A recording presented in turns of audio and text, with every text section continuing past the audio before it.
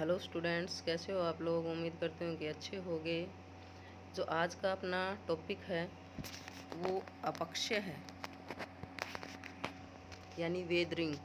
तो बिल्कुल easy language में इसको समझाएंगे, देसी भाषा में, और आप अपने हिसाब से भी इसकी परिभाषा वगैरह सारी चीज़ें लिख सकते हो, कर सकते हो, बशर्ते आपको समझ में आना चाहिए ये चीज़ें। तो ये आपका बीए फर्स्ट ईयर के सेकंड सेम का लेसन नंबर 10 है। और आपके नेट में, सेट में, पीएचडी में, आपके एमए के एंट्रेंस टेस्ट में, कॉलेज लेक्चरर वाले में या फिर पीजीटी टीचर वाले में, सभी में आते रहते हैं इनके क्वेश्चन। तो सारा जीके का पोर्शन भी है, ये जो जीके की तैयारी कर रहे हैं उनके लिए तो इम्पोर्टेंट है ही है।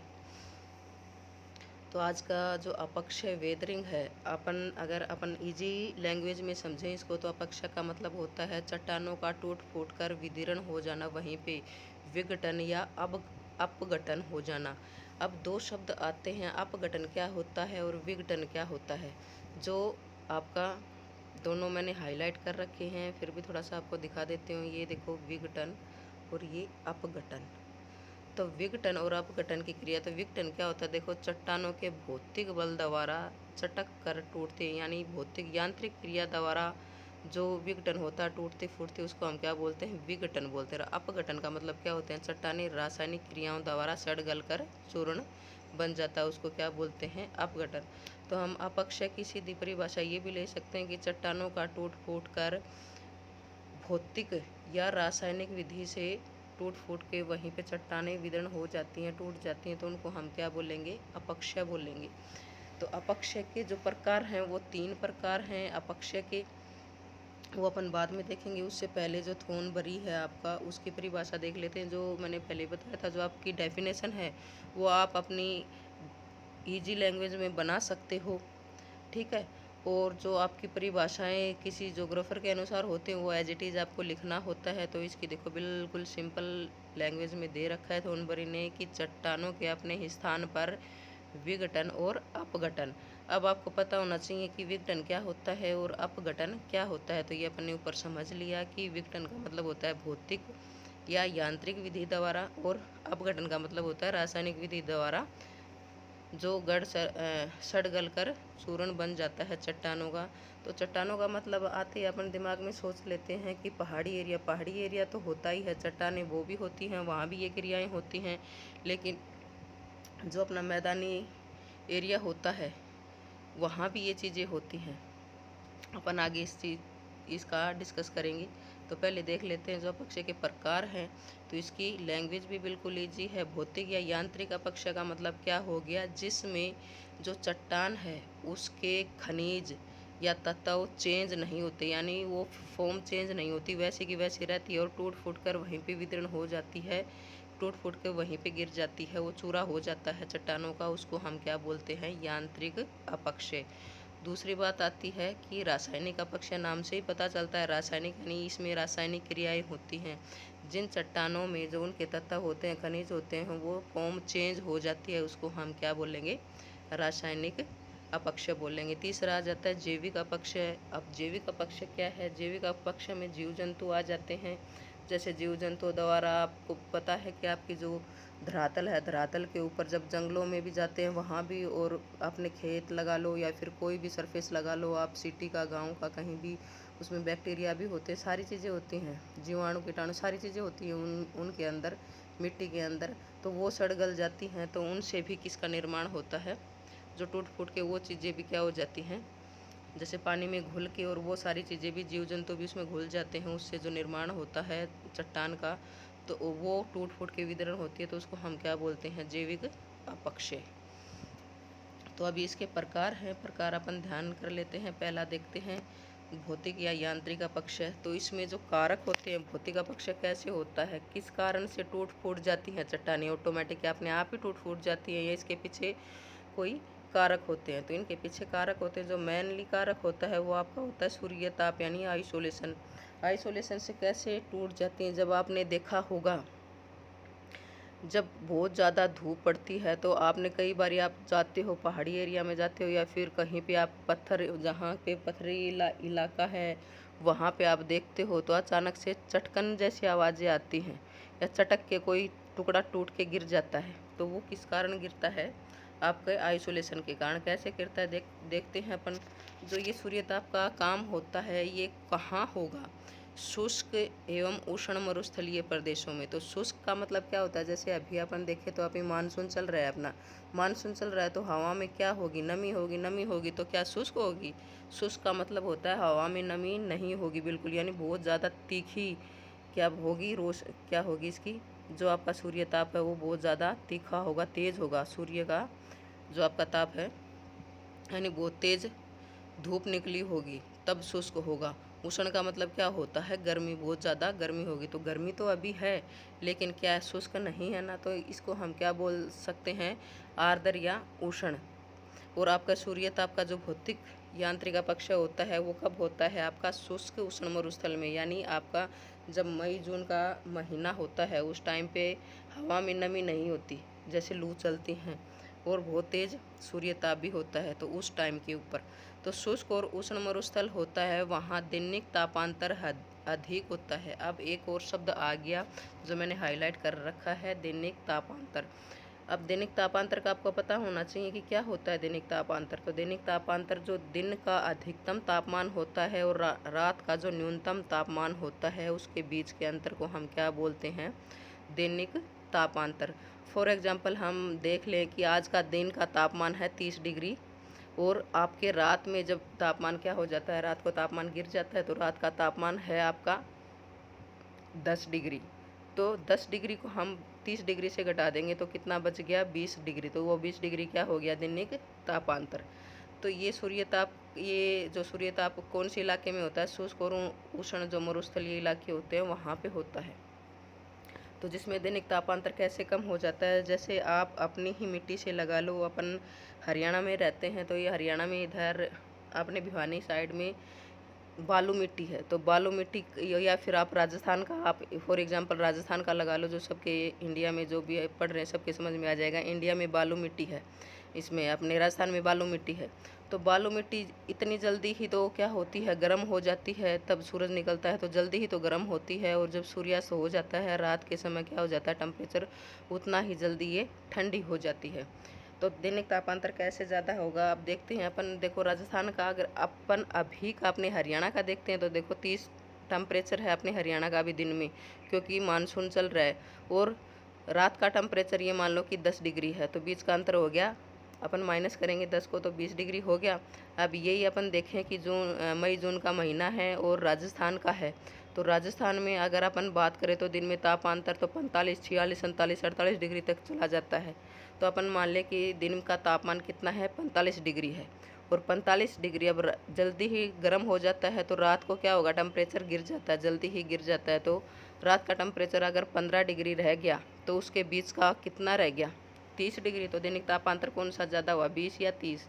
तो 30 डिग्री जो दैनिक तापांतर है वो कितना हुआ? जो राजस्थान का उष्ण मरुस्थल है वहाँ का। तो जहाँ दैनिक तापांतर में जो अधिकता मिलेगी वहीं पे क्या होगा? सूर्यताप से चट्टानें विघटन होंगी, विघटित होकर टूट फूट के वहीं पे विदीर्ण हो जाएंगी। तो ऐसे प्रदेशों में क्या होगा? भीषण तापमान होना चाहिए, जिससे चट्टानें क्या होती हैं? सूरज से दिन के समय तो चट्टानें फैल जाती हैं, फूल जाती हैं, जब सूरज की किरणें पड़ती है तो फूल जाती हैं, और वही जब टेम्परेचर गिर जाता है तो सिकुड़ जाती हैं। तो यही फैलने की और सिकुड़ने की प्रक्रिया होती रहती है। तो इसमें क्या हो जाती है? बड़े पैमाने पे इसमें जो बड़े बड़े शिलाखंड होते हैं उनमें दरारें पड़ जाती हैं। फॉर एग्जांपल देखिए तो अपन ये देखो, जो नंबर 2 की है और 3 की ये स्लाइड है, ये मैंने इसलिए बनाई है, थोड़ी सी ओरिजिनल इसलिए दिखाई है, कहीं आप बाहर घूमने जाओगे तो आप ज्योग्राफी के हो स्टूडेंट, तो थोड़ा बहुत आपको नॉलेज होना चाहिए। बाहर जाते हो, किसी को बताते हो, थोड़ा सा आप ज्योग्राफिकल तरीके से भी सोचो और देखो,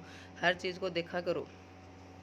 तो ये इस प्रकार की चट्टानों में देखो बड़ी बड़ी दरार पड़ी हुई हैं। तो ये कौन सा, किससे बनी हुई है? यानी तापांतर जिसका ज़्यादा होता है सूर्य ताप से, उससे चट्टानें फैलती और सिकुड़ती रहती हैं, तो उसमें धीरे धीरे क्या हो जाता है? दरार पड़ जाती हैं, जिसको क्या बोलते हैं? देखो मैंने हाईलाइट कर रखा है, पिंड विच्छेदन। तो आपके जीके में ये भी आ सकता है कि पिंड विच्छेदन क्या होता है।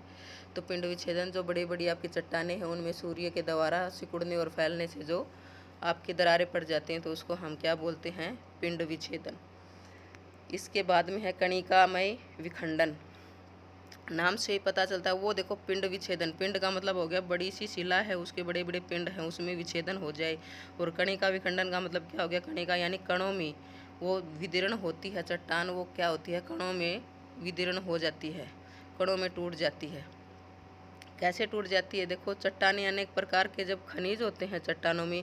आप कहीं अगर पहाड़ी एरिया में गए हो तो आपने देखा होगा कि चट्टानें कहीं से आपको ब्लैकिश दिखाई देंगी, कहीं पे रेड रेड दिखाई देंगे, ऐसे लाइनिंग में अलग अलग दिखाएंगे, ऐसे परत दर परत दिखाई देंगे आपको। कहीं पे रेडिश दिखेगा, कहीं पे स्लेटी कलर दिखेगा। तो ऐसे तो उसमें कोई मुलायम होती है चट्टानें, कोई कठोर होती हैं चट्टानें। तो उसी हिसाब से क्या होती हैं, टूटती हैं। तो उनके क्या होते हैं, देखो खनिज और ताप के प्रभाव से क्या करते हैं, भिन्न भिन्न दरारों में फैलते और सिकुड़ते रहते हैं। तो ऐसी चट्टानें क्या होती हैं, खंडों में न टूटकर छोटे छोटे कणों में, गुट्टी गाँव में टूट के चूर्ण बन जाता है, जिसको हम क्या बोलते हैं, कणिकामय विखंडन। फॉर एग्जाम्पल ये देखो, जो इसका लास्ट से थर्ड है ना, ये वाली, ये देखो अच्छे से देखो, इसको देखो नीचे कैसे विदीर्ण हो रही, कणों में ही टूट टूट के। तो इसको हम क्या बोलेंगे, कणिकामयी विखंडन। उसके बाद में है अपशल्कन, एक्सफोलेशन। अगर आप देखो, एक इसका दूसरा नाम है कि पल्लवीकरण। ये जो हिंदी के वर्ड होते हैं ना, ये कई टाइप के होते हैं, 2-3 टाइप के वर्ड होते हैं। अगर आपके अपशल्कन आ जाता है तो आपको ध्यान रहता है कि अपशल्कन है क्या। अगर आपके पल्लवीकरण आ जाता है तो आप समझ नहीं पाते। तो इसलिए आप कोशिश करो कि इसका जो इंग्लिश वर्जन है वो याद करो। ज़रूरी नहीं कि आपको इंग्लिश आती हो तो ही आप इंग्लिश वर्जन याद करो, आपको तो एक शब्द का ही तो याद करना है कि इस शब्द को, जैसे अपशल्कन को क्या बोलते हैं, एक्सफोलिएशन बोलते हैं ऐसे।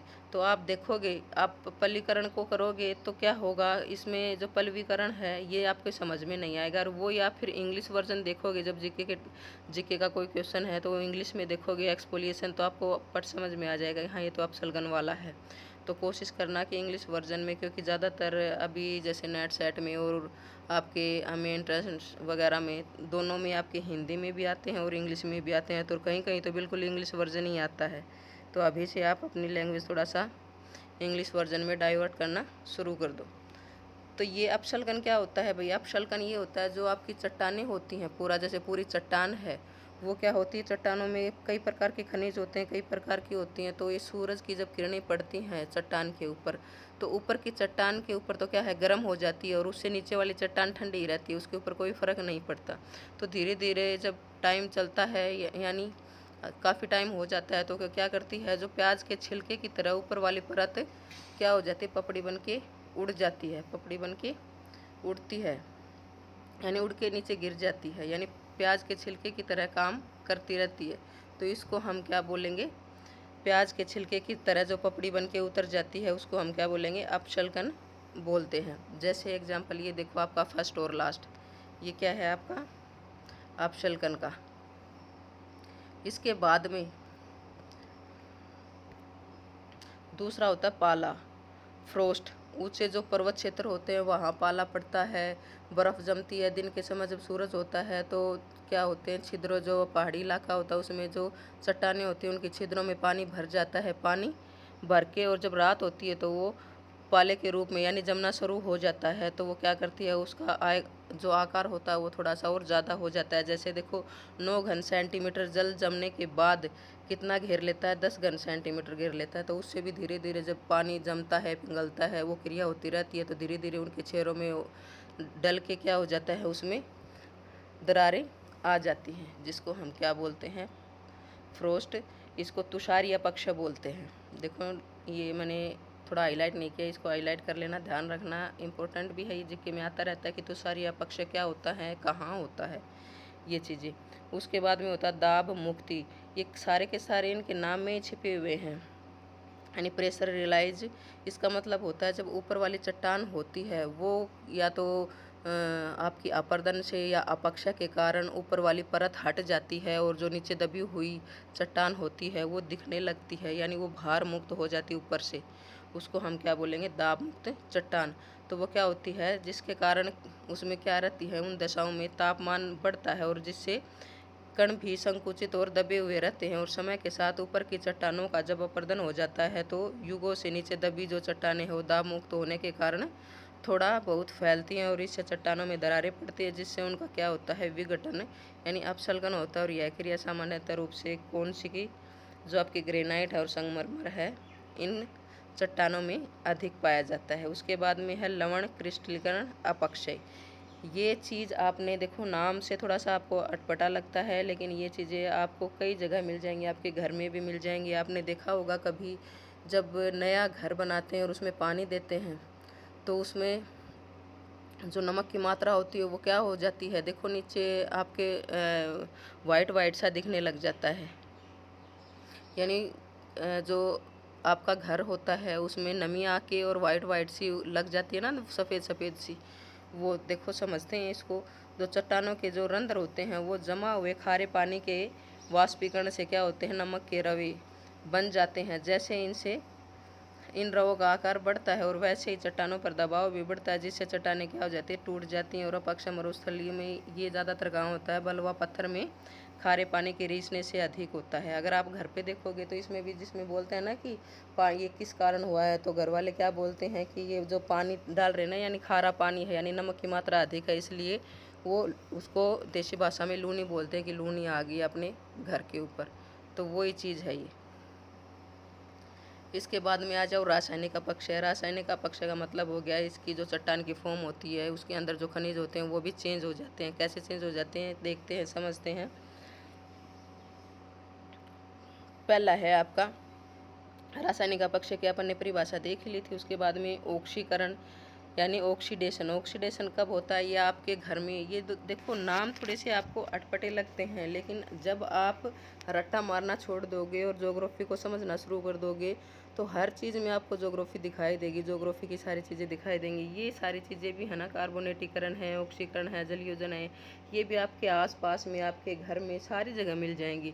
लेकिन इसकी आप डेफिनेशन देखोगे तो बोलोगे बिल्कुल ईजी है और ओनली आपको ये दिखेगा आपको कि ऑक्सीडेशन क्या होता है। तो आप ये ध्यान करोगे कि ऑक्सीडेशन क्या होता है। अब देखो ऑक्सीडेशन क्या होता है, जो आपके पाइप होते हैं सभी के घर में होते हैं, लोहे के पाइप तो सभी के घर में होते हैं, उसमें पानी आता जाता रहता है। तो धीरे धीरे क्या होता है, आर्द्रता के कारण, उसमें पानी के कारण क्या होता है, उसमें जंग लग जाता है। तो किसके कारण लगता है, ऑक्सीडेशन के कारण ही वो जंग लगता है। तो वो तो आप लोगों ने सारी चीज़ें दिखी हैं, तो वो पाइप दिखते ही आपके माइंड में क्या आना चाहिए कि ये रासायनिक अपक्षय है। और रासायनिक अपक्षय में भी कौन सा है, ऑक्सीडेशन का यानी ऑक्सीकरण का। देखो जल और आर्द्र वायु में मिली हुई जो ऑक्सीजन होती है वो जब लो आयुक्त चट्टानों में क्या होती है, संयोजन हो जाता है। तो चट्टानों में जो लो अंश होते हैं वो ऑक्साइड में बदल जाते हैं। लो अंश किस में बदल जाते हैं, ऑक्साइडों में बदल जाते हैं और लोहे में जंग लग जाता है, जिससे चट्टानों का रंग लाल भी, कहीं जगह लाल दिखेगा आपको, कहीं जगह पीला, कहीं जगह बादामी। और इस क्रिया को क्या बोलते हैं, हम ऑक्सीकरण की क्रिया बोलते हैं। इससे क्या हो जाता है, जो चट्टानें हैं वो भुरभुरी होकर गलने लगती हैं। ये चीज़ें तो आपके घर परिवार में हर जगह मिल ही जाएंगी। तो थोड़ा सा आप ये भी साइड बाई साइड जो ज्योग्राफी के बच्चे हैं वो थोड़ा सा ज्योग्राफी की तरफ भी ये देखें कि वो चीज़ें आपको सामने दिखाई दे तो आपको फट ज्योग्राफी के आपके टॉपिक दिखाई देने चाहिए कि हाँ इसमें तो ये चीज़ लागू होती है।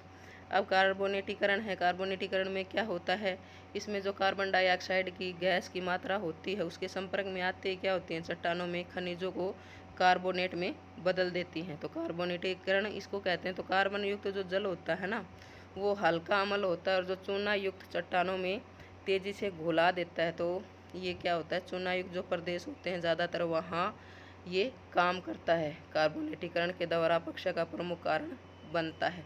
जहाँ पे चूना प्रधान, जैसे आपके अपने डिस्कस भी किया था, पहले के लोग क्या करते थे, चूना से ही अपना घर बनाते थे। तो उस चूने की बात कर रहे हैं, उसमें जब पानी मिल जाता है तो वहाँ फॉर्म चेंज हो जाती है। वो कैसे होता है, ये देखो आपका जो सबसे फर्स्ट वाला है ये ऑक्सीडेशन का है। जो पाइप है इसमें जंग लगा हुआ है, तो देखो कहीं पे येलिस दिखाई देता है, कहीं पे आपके रेड रेड दिखाई दे रहा है। और ये नंबर 2 पे है और 3 पे है, ये क्या है, सारा आपका कार्बोनेटीकरण का है।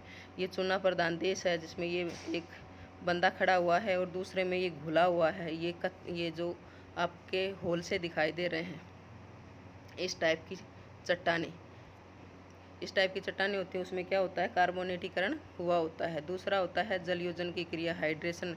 चट्टानों में कुछ खनिज ऐसे भी होते हैं जो हाइड्रोजन युक्त जल को रासायनिक विधि द्वारा क्या कर लेते हैं, अवशोषित कर लेते हैं, जिससे उनका आयतन लगभग 2 गुना हो जाता है। और मेरियल महोदय के अनुसार क्या है कि खनिज अपने आयतन के 80% तक बढ़ जाते हैं और खनिजों का बढ़ा हुआ आयतन चट्टानों के कणों और खनिजों में तनाव, विचार और दबाव पैदा कर देता है, जिसके परिणाम स्वरूप क्या हो जाता है, चट्टानें यांत्रिक विधि द्वारा मूल चट्टान से उखड़ जाती हैं और फेल्सपार खनिज जलयोजन क्रिया से केओलिन नामक मृत्तिका में बदल जाती हैं और ग्रेनाइट चट्टानों में होने वाली अपशल्कन क्रिया के पीछे भी जलयोजन का ही हाथ होता है। दूसरा होता है सोल्यूशन। सोल्यूशन का मतलब होता है घुलाव क्रिया। घुलाव, कोई चीज़ घुल जाती है, जैसे बारिश होती है, बारिश के पानी में अपनी मिट्टी है वो घुल जाती है, उसको हम क्या बोलते हैं, सोल्यूशन। देखो, वर्षा के जल के संपर्क में आते ही सभी चट्टानें भिन्न भिन्न दर से क्या होती हैं, घुलती हैं, लेकिन कुछ खनिज जल में शीघ्र ही घुल जाते हैं, जैसे सेंधा नमक और चूना पत्थर आदि हैं। ये चट्टानें रासायनिक अपक्षय में विलयन कहलाता है। जो रासायनिक अपक्षय हो जाता है इसमें, जैसे सेंधा नमक को अपन घोलते हैं तो घुल जाती है। तीसरा जैविक अपक्षय मैंने बताया था। वनस्पति इसमें मेन अहम भूमिका निभाती है। जो पेड़ पौधे होते हैं, जड़ें होती हैं, दरारों में क्या है प्रवेश करते हैं और उनको चौड़ा कर देते हैं। इनसे न केवल चट्टानें टूटती हैं बल्कि हवा और जल में भीतर तक जाने की राह और बना देते हैं। देखा होगा ना आपने, अगर आपने घर के पास आसपास कोई पेड़ होता है, जैसे शीशम का पेड़ है, कई जगह आपने देखा होगा, स्कूलों में देखा होगा, तो वो किसी दीवार के पास होता है तो दीवार को भी तोड़ देता है वो, और नीचे भी क्या कर देता है, बहुत बड़ी बड़ी उनकी जड़ें होती हैं, तो नीचे वाली जो मिट्टी होती है, चट्टान होती है, उसको भी ढीला कर देता है और कणों में बिखेर देता है।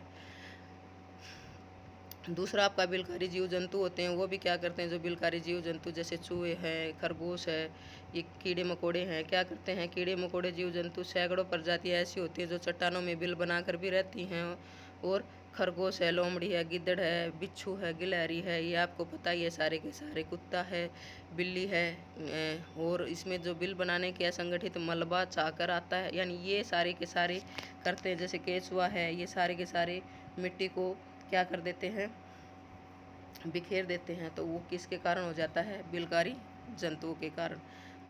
मनुष्य का भी अपक्षय में बहुत सारा योगदान रहता है। जो आर्थिक क्रियाएं होती हैं उसका योगदान रहता है, जैसे कुएं बनाते हैं, झीलें बनाते हैं, नहरें, बांध, भट्टे हैं, सुरंगें हैं, तालाब हैं, खाने हैं, नगर हैं, कारखाने, सड़क इत्यादि जो साधन है वो मानव की ज़रूरतों को तो पूरा करते ही हैं, लेकिन इसके निर्माण के लिए भी क्या है, चट्टानों का अपक्षय भी होता है। अब आ जाते हैं अपक्षय को जो प्रभावित करने वाले कारक कौन कौन से हैं।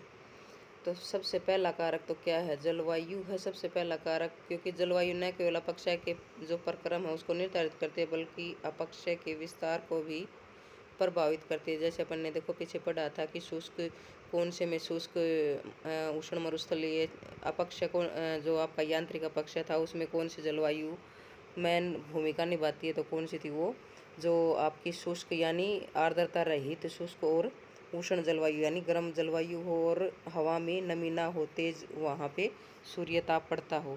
और जो आपके रासायनिक था, तो रासायनिक में क्या था, आर्द्र जलवायु चाहिए होती थी। तो जलवायु बहुत ज़्यादा भूमिका निभाती है आपके अपक्षय के प्रक्रम में। तो जलवायु में देखो पहला क्या है, उष्ण और आर्द्र प्रदेशों में, यानी उष्ण गर्मी भी हो लेकिन आर्द्र प्रदेश हो, जैसे अभी हरियाणा का अपना मानसून आई हुई है, तो आर्द्र भी है और उष्ण भी है, गर्मी भी है और हवा में क्या है, नमी भी है। जो तापमान, जल की अधिकता के कारण रासायनिक अपक्षय ज़्यादा प्रभावशाली होता है। यानी आर्द्र जलवायु में कौन सा अपक्षय होगा, ये जीके में आ सकता है। तो आर्द्र प्रदेशों में कौन सा होता है, रासायनिक, और शुष्क प्रदेशों में कौन सा होता है, भौतिक या यांत्रिक अपक्षय।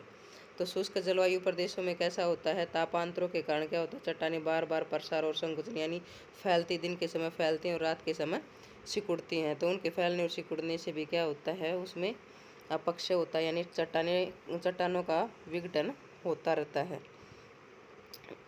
इसके बाद में अत्यंत जो शीत जलवायु है, शीत जलवायु होगी जहाँ, यानी अत्यंत शीत होगी तो वहाँ क्या होगी, बर्फ़ पड़ेगी। तो बर्फ़ पड़ेगी दिन के समय, जब सूर्य की किरणें उनके ऊपर पड़ेंगी, चट्टानों के ऊपर, तो पानी बन जाएगा और पानी क्या होगा, छेर होते हैं, यानी छेद होते हैं, छिद्रों में, आपके चट्टानों के छिद्रों में पानी भर जाएगा। और जब रात के समय पाला पड़ेगा यानी उसकी बर्फ़ जमेगी तो वो ज़्यादा, अपन ने अभी पीछे पढ़ा था कि 9 घन सेंटीमीटर जब पानी भर जाता है तो वो जब उसकी बर्फ़ बनती है तो कितना घेरता है, 10 घन सेंटीमीटर के हिसाब से घेरता है। तो इन चट्टानों में क्या होगा, भौतिक अपक्षय उनके अंतरकांक्षाओं में जल के हिमकण से उत्पन्न प्रतिबलों द्वारा होता है। यानी आपने इसमें क्या लिखना है ज़रूरी नहीं है, जो आपकी बुक में ही हो वो लिखना है। अत्यंत जलवायु में तुषारीय पक्षी होता है, जो अपन ने पीछे पढ़ा था ना, तुषारीय पक्षी कि दिन के समय पानी हो जाता है और रात के समय जब जमता है तो उसको हम कौन सा पक्षी बोलते हैं? तुषारीय पक्षी। इसके बाद में नंबर 2 कौन सा कारक है? पहला तो जलवायु था आपका, जलवायु में भी कुछ उसमें 3-4 पॉइंट थे। अब आ गया आपका सेल संगठन संरचना, यानी जो आपकी चट्टान है उसकी संरचना कैसी है, किन चीज़ों से वो बनी है और उसका संगठन कैसा है, कोई टाइट है, कोई मुलायम है, कोई बीच की है, किस टाइप की है, और उसकी संरचना यानी वो किस खनिज से बनी हुई है, निर्मित है, उसकी संरचना किस प्रकार की है, वो भी डिपेंड करती है कि किस प्रकार का अपक्षय उसके ऊपर होता है। तो देखो जलवायु का एक ही जो कारक होता है वो अलग अलग चट्टानों का अपक्षय भिन्न भिन्न मात्रा में करता है। क्यों करता है अलग अलग चट्टानों का? क्योंकि चट्टानों की संरचना और संगठन पे निर्भर करता है कि वो चट्टान किस प्रकार की है। तो इतना ही नहीं, इस चट्टान में विभिन्न खनिज एक ही कारक द्वारा भिन्न भिन्न सीमाओं तक प्रभावित होते हैं। जैसे देखो सरंध्र या संधि युक्त चट्टानों का भौतिक अपक्षय तो तेजी से होता है, मगर रासायनिक अपक्षय प्राय कम होता है। यानी रंध्र और होते हैं जिस चट्टान में ज़्यादा संधि युक्त चट्टानें होती हैं उनमें भौतिक अपक्षय ज़्यादा होगा, रासायनिक अपक्षय क्या होगा? कम होगा। इसके बाद में आ जाते हैं अपन जो आग्नेय चट्टानों में अल्पशिलिक शैलें हैं, जैसे ग्रेनाइट का अपक्षय द्विशिलिक शैलों यानी ग्रेबोन की अपेक्षा क्या होता है? अधिक होता है। ये सारी इसमें सेल का इस संरचना के अकॉर्डिंग बता रखी है कि किस प्रकार की संरचना होगी तो उसमें किस टाइप का अपक्षय होगा, रासायनिक अपक्षय ज़्यादा होगा या भौतिक अपक्षय ज़्यादा होगा। ऐसे ही जो मोटे कणों वाली चट्टानें होती हैं उनकी तुलना में जो छोटे कणों वाली चट्टानें होती हैं उनका अपक्षय क्या होगा? कम होगा, क्योंकि वो भुरभुरी होती हैं। मोटे कणों वाली वो जल्दी चटकती हैं, जल्दी होती हैं, और जब महीन कण होते हैं तो उनका संगठन क्या होता है? ज़्यादा टाइट होता है यानी कठोर होता है, तो उनका अपक्षय कम होता है। और यदि सिलिका प्रधान शैल का मतलब भी क्या होता है? चट्टानें शैल हों और उनके कण भी क्या हैं? सिलिका के सीमेंट से जुड़े हों तो उनका अपक्षय भी क्या होता है? बहुत कम होता है। ऐसे आपके चूना पत्थर तो आप सभी ने देख रखा है, संगमरमर घरों में यूज करते हैं, देखा होगा आपने, फर्श बनाते हैं। डोलामाइट आदि जो चट्टानें हैं वो अपेक्षा क्या करते हैं? कार्बोनेटीकरण यानी जल में घुली कार्बन डाइऑक्साइड की क्रिया द्वारा आसानी से हो जाता है। इसके बाद में वनस्पति, पहला आपका जलवायु था, दूसरा आपका जो चट्टान है उसकी संरचना और संगठन कैसा है उसके ऊपर डिपेंड करता है कि अपक्षय कम होगा या ज़्यादा होगा और किस प्रकार का होगा। तो वनस्पति कैसे करती है? वनस्पति दोनों ही चीज़ें करती है। वनस्पति आपका अपक्षय करती भी है और अपक्षय को रोकती भी है। अब कैसे करती है? जैसे जब वनस्पति उगती है तो उसकी जड़ें नीचे धरातल में चली जाती हैं और वो धरातल के जो नीचे जड़ें चली जाती है उसको ढीला, उन कणों को ढीला कर देती है जिससे वो बिखर जाती हैं, उसका अपक्षय हो जाता है। और कई जगह क्या होता है, जैसे आपका वायु चलती है तो बहुत, जैसे आपका बालू मिट्टी है, यहाँ बालू मिट्टी है तो बालू मिट्टी में जब वायु चलेगी या बहुत ज़्यादा तूफान आएगा तो वो क्या करेगा? कटाव करेगा ना, बालू मिट्टी को उड़ा ले जाएगा। तो उस कटाव को रोकने के लिए क्या करते हैं? बहुत सारी मात्रा में हम पेड़ लगाते हैं लाइनों में, ताकि जब तूफान या आंधी आती है तो वो मिट्टी को उड़ा के ना ले जाए, वो वहीं पे हो जाए। तो दोनों चीज़ों में ये काम करती है। इसके बाद में भूमि का ढाल भी डिपेंड करता है कि भूमि का ढाल किस प्रकार का है। सीधी सी बात है, जब ढलानू भूमि होगी, उसका कटाव, जब ऊपर से बारिश होगी तो क्या होगा? बारिश होगी तो वो सोल्यूशन भी बनेगा, गाद भी बनेगी, वो गाद बन के धीरे धीरे किधर आएगी? गुरुत्वाकर्षण बल के कारण आपकी जहाँ ढाल का नीचे की तरफ होता है ढाल, वहाँ धरातल की तरफ आएगी। तो वहाँ क्या होगा? भौतिक अपक्षय अधिक होगा, रासायनिक अपक्षय क्या होगा? कम होगा, क्योंकि वहाँ खड़ा नहीं रह सकता, पानी है या नमी है वो खड़ी, क्योंकि ढाल होगी तो लुढ़कता हुआ कहाँ आ जाएगा? सरफेस पे आ जाएगा। और समय भी नंबर 5 जो है आपका, समय की अवधि का अपक्षय से सीधा और धनात्मक संबंध होता है। समय की अवधि जितनी लंबी होगी अपक्षय क्या होगा? उतना ही गहरा होगा। इसके बाद में अपक्षय के महत्व, भाई क्या महत्व है अपक्षय का?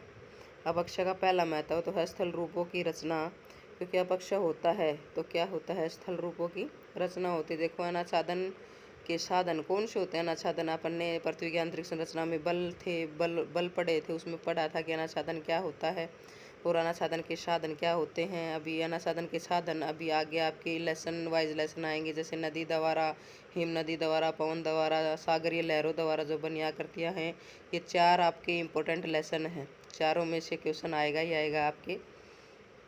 तो इसमें अपक्षय से उत्पन्न जो शिलाखंडों द्वारा भूपृष्ठ का विभेदी या वैश्विक जो अपर्दन है, जो वैशिष्ट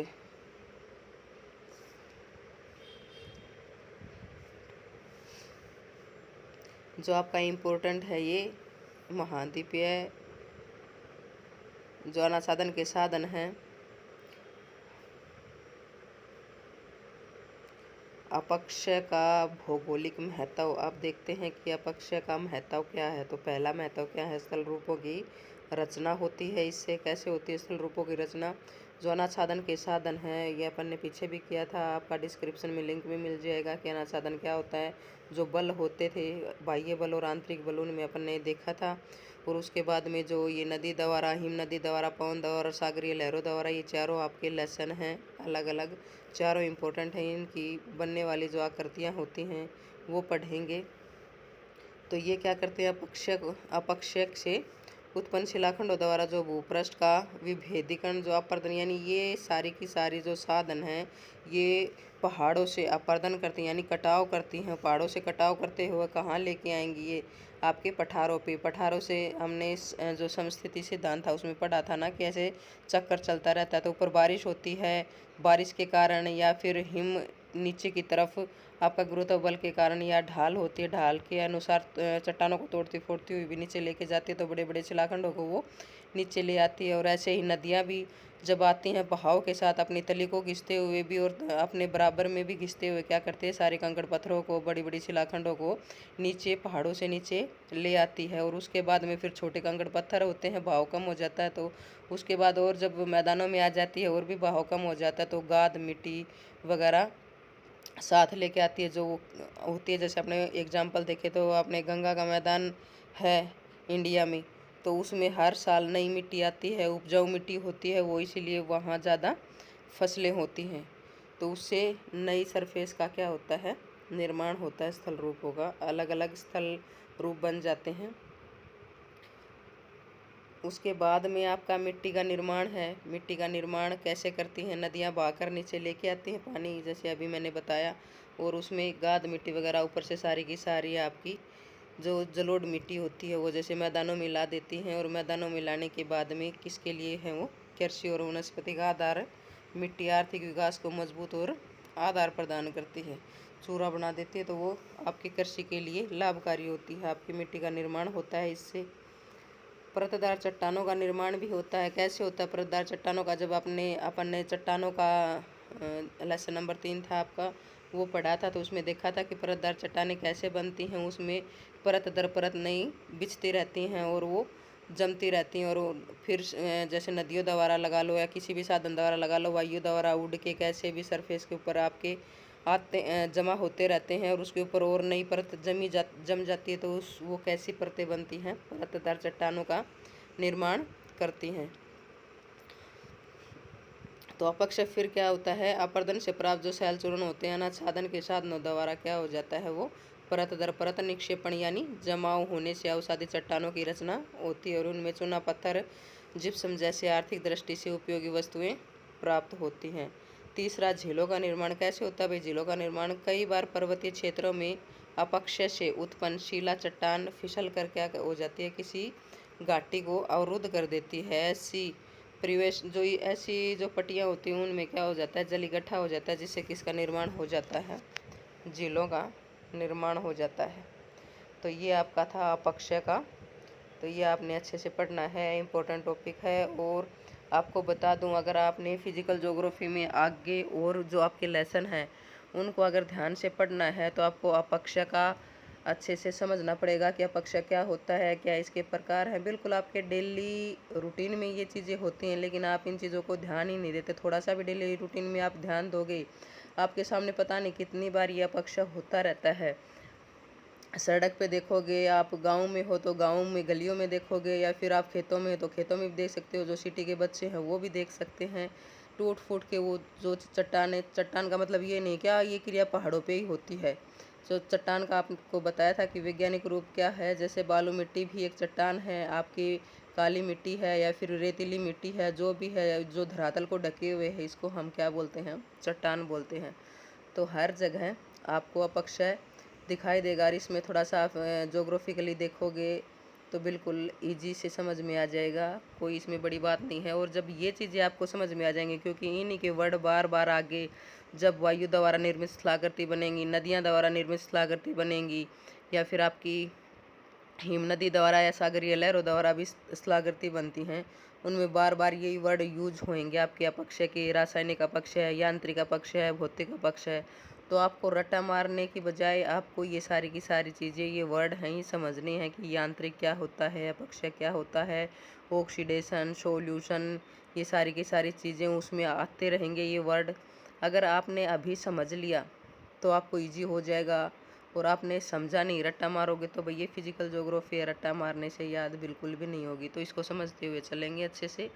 तो इसमें कोई अगर किसी बच्चे को दिक्कत आ रही है, कुछ समझ में नहीं आ रहा है, तो वो कमेंट में डाल सकता है कि मैम ये चीज़ मेरे को समझ में नहीं आई। तो कोशिश करेंगे उसको वहाँ बताने की, समझाने की। तो थैंक यू।